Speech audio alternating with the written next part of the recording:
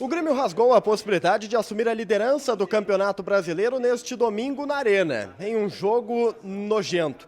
E nojento de diversas formas possíveis. Nós vamos falar sobre isso depois da vinheta. Salve, galera! Tudo certo com vocês? Chegando aqui numa dupla para destacarmos o Grêmio. Eu sou o Matheus Dávila e nós vamos juntos para falarmos sobre a derrota gremista aqui na Arena pelo placar de 1-0, mas antes deixa o like, compartilha o vídeo, te inscreve no canal, ativa as notificações e vem fazer parte do A Dupla. A gente precisa falar sobre a possibilidade que foi deixada para trás aqui no estádio gremista, numa tarde de 51 mil torcedores presentes, onde o Grêmio, ao vencer, seria líder do Campeonato Brasileiro pelo contexto. O Botafogo tropeçou, a possibilidade era real de liderança, bastava o Grêmio vencer o Corinthians, que briga para não ser rebaixado neste campeonato. Corinthians que, ao vencer o Grêmio, ajudou o Palmeiras. São as ironias do Brasileirão. E o Grêmio ainda assim não conseguiu ser o suficiente. E foi um jogo nojento das diversas formas possíveis, pela atuação do Grêmio, que foi muito abaixo do esperado. O Grêmio confirma cada vez mais que tem uma defesa extremamente frágil, uma defesa inconsistente, né? Um time extremamente dependente de um único nome lá no comando de ataque, que é o Luis Soares. Quando ele não o resolve, o Grêmio sofre e pena. Uma coisa é você ser dependente, e isso faz parte do jogo quando você tem um jogador como o Luis Soares, né? Não conseguir substituí-lo. Outra é você ter apenas uma jogada. Outra é você apenas ter o Luis Soares como a sua principal alternativa ofensiva. E o Grêmio é exatamente isso. Diante do Corinthians foi pouco criativo, o Soares bem marcado, não conseguiu aproveitar as poucas oportunidades que coube a ele resolver e o placar foi o inconveniente, foi 1-0 para o Corinthians. Mas o pior de tudo é que o Grêmio teve mais de 70 minutos dentro de campo com um jogador a mais. A partir dos 8 minutos da primeira etapa, o Corinthians viu um dos seus principais jogadores do sistema defensivo, Bruno Mendes, ser expulso. Ou seja, teoricamente, haveria espaço para que a equipe triangulasse, produzisse, buscasse profundidade, armasse jogadas para o Soares. Mas esses espaços não aconteceram. E não aconteceram pela ideia do técnico Mano Menezes. E aqui vem mais um nojo para mim, tá? O Mano, ele veio para a Arena com uma ideia muito bem fixada e que foi colocada antes do jogo na entrevista para a televisão. O Mano foi muito claro, o Corinthians vinha para fazer um ponto. O Corinthians jogou pelo empate. O objetivo dos caras era empatar em Porto Alegre. Pela matemática do Corinthians, o empate seria suficiente para, somando o restante dos pontos a serem disputados, salvar o Corinthians com tranquilidade.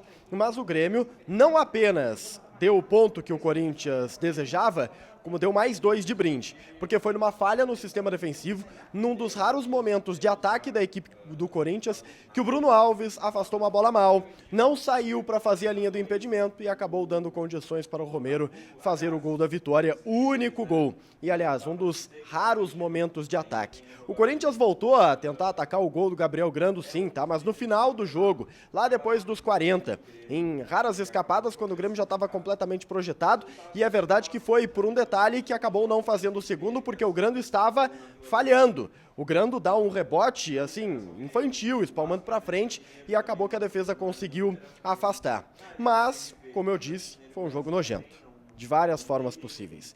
E se o Grêmio jogou muito mal, se o Grêmio apresentou todas as suas dificuldades, se o Soares não conseguiu ser o salvador da pátria como vencendo, né? E aqui não é culpa do Soares, ele não vai conseguir resolver todas sempre. O Grêmio também viu um adversário extremamente catimbeiro, irritante, que patifou o jogo, fazendo cera exacerbada, fazendo cera num nível tão elevado que irritou até mesmo a arbitragem, mas também viu um árbitro conivente. O juiz se dizia irritado, se mostrava irritado, mas foi extremamente conivente com aquilo que o goleiro Cássio fez, com o que os jogadores de defesa do Corinthians fizeram, né? Nós tivemos 2 jogadores expulsos, o Bruno Alves acabou sendo expulso no segundo tempo, depois dos 35 minutos da segunda etapa, mas de qualquer maneira, o Corinthians, ele amarrou demais o jogo. O Corinthians tornou o jogo mais emocional do que ele já era, do que o placar estava se apresentando. Só que aí, a gente precisa dizer, é irritante? É até um pouco antiesportivo? É. mas é um recurso. Recurso que em outros momentos já foi aproveitado pelo próprio Grêmio. O que o Grêmio não soube é ter o equilíbrio emocional, é colocar-se de uma maneira a resolver a partida, explorar o jogador a mais que tinha dentro de campo. E a gente não pode terminar esse vídeo sem falar o seguinte, individualmente falando, Cristaldo, uma nulidade. O Cristaldo ele não aparece, o Cristaldo é omisso dentro de campo de novo. O Cristaldo é um atleta que vive de cobranças de escanteio do primeiro turno, onde foi, sim, um dos líderes de assistência, mas pouco cria com a bola nos pés há muito tempo. Reinaldo, um atleta que é contestado internamente e que o Grêmio tem como seu substituto um garoto cuiabano que raramente ganha oportunidades pelo setor defensivo. E o Reinaldo segue por lá. Por mais que muitos da própria direção acreditem que já está na fase final da carreira, que encaminha uma aposentadoria, mas é uma convicção do Renato, convicção que ele não abrirá mão nessa reta final de Campeonato Brasileiro. E o que falar de João Pedro Galvão?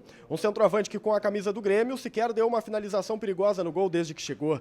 Um centroavante que ainda não marcou e que acabou perdendo espaço por conta justamente da sua falta de ambição ofensiva e hoje tentou entrar como uma solução.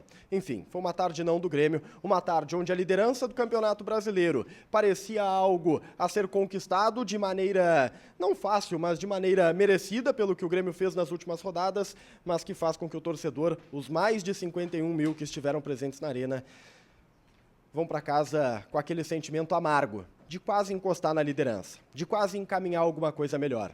Mas foi o Grêmio.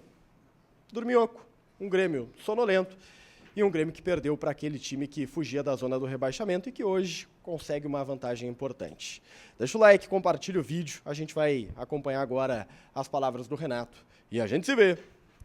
Tchau, tchau.